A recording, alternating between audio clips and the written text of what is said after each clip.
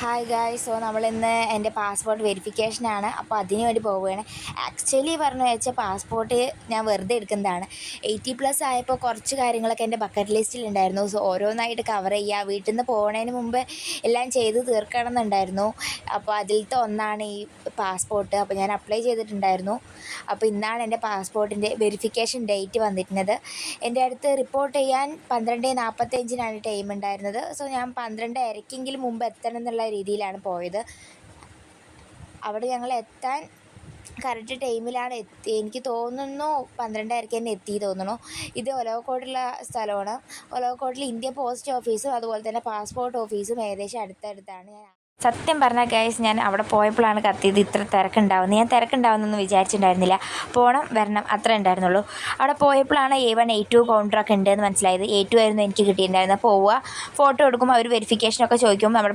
നമ്മുടെ SSLC ആധാർ കാർഡിൻ്റെ ഒറിജിനലും ഫോട്ടോസ്റ്റാറ്റും വേണം. അത് രണ്ടും കൊടുത്തു.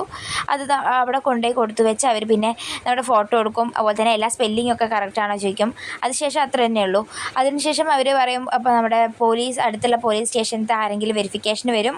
2 ആഴ്ചയ്ക്കുള്ളിൽ പാസ്പോർട്ട് കിട്ടുന്നതാണ് എൻ്റെ അടുത്ത് പറഞ്ഞത്. എനിക്ക് എക്സാക്ട്ലി 2 ആഴ്ചയ്ക്കുള്ളിൽ പാസ്പോർട്ട് എൻ്റെ വീട്ടിലെത്തി.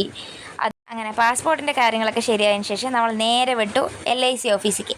LIC ഓഫീസിലേക്ക് ഞാൻ കുറച്ചായി പോയിട്ട്, അപ്പോൾ കുറച്ച് പെൻഡിങ് ഉണ്ടായിരുന്നു. സോ ഞങ്ങൾ പോയി. അവിടെ നോക്കുമ്പോൾ തിരക്കൊന്നുമില്ല. ജസ്റ്റ് പോയി, അച്ഛൻ പോയി കെട്ടിയിട്ട് വന്നു. എനിക്ക് 2-3 മാസത്തെ ഉണ്ടായിരുന്നു കെട്ടാൻ. എൻ്റെ പേരിലായിരുന്നു ഉള്ളത്. അപ്പോൾ ഇതാണ് നമ്മുടെ ഓഫീസ്. നല്ല നീറ്റൊക്കെയാണ് കേട്ടോ കാണാനും. അതുപോലെ തന്നെ ഞങ്ങൾ നേരിട്ടാണ് വന്ന് അടയ്ക്കാറ്, ഏജൻറ്റ് വഴിയൊന്നുമല്ല. പുറത്തിറങ്ങിയപ്പോഴാണ് മനസ്സിലായി ഗൈസ്, മുട്ടൻ ചൂടായിരുന്നു. വയർത്ത് ഞങ്ങളൊക്കെ ഒരു പരുവായി.